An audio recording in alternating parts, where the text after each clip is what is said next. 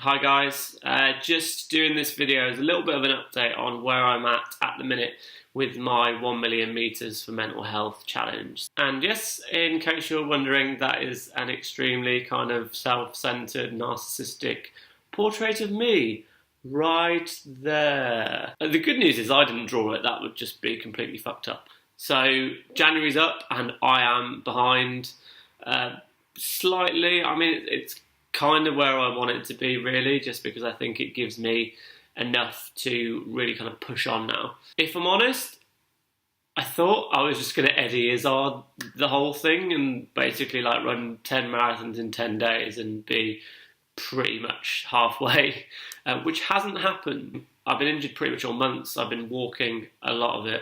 I don't know if you read it, I'll put it in the description below if you didn't, but I did a blog all about how injury is exactly what I was hoping to face with this whole challenge, really, in terms of I need to encounter some form of adversity in my life because a lot of the time my anxiety and a lot of my self-confidence issues mean that I just kind of run and hide and shy away from ever being in situations where I'm going to face any adversity. So it is exactly what I needed, really.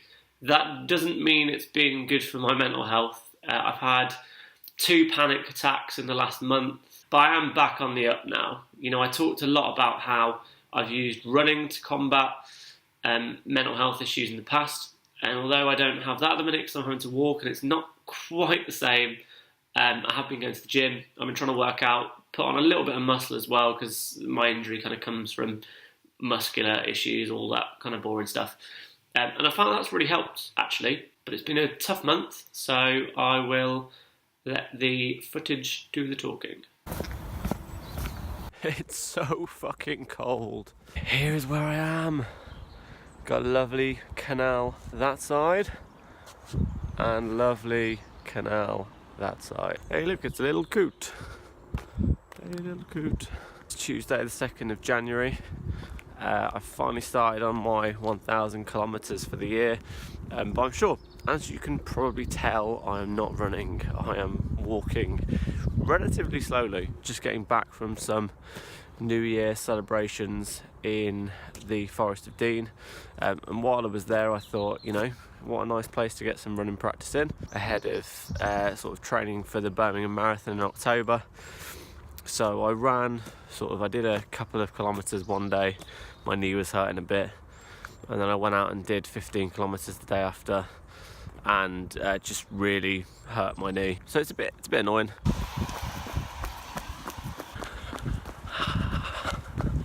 I'm so glad that I'm actually able to run today rather than walk. My knee still really hurts, if I'm honest. I'm not going to run too far today, just a 5k.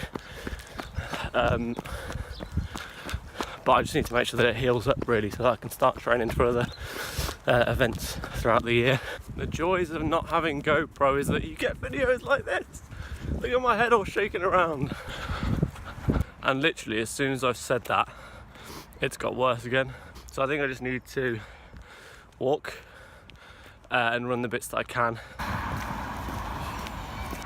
I'm now in the park looking like an absolute hashtag thug.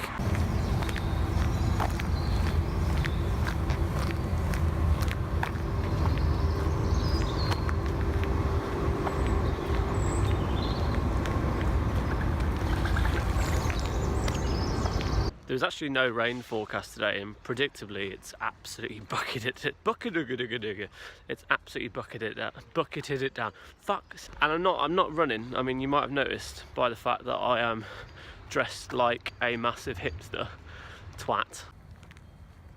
With the whole injury thing, so I injured my knee just after Christmas and inflamed all the outside of my knee. I've been told that I shouldn't run on it for the foreseeable future. I've tried to run on it about 4 times now and just made it worse.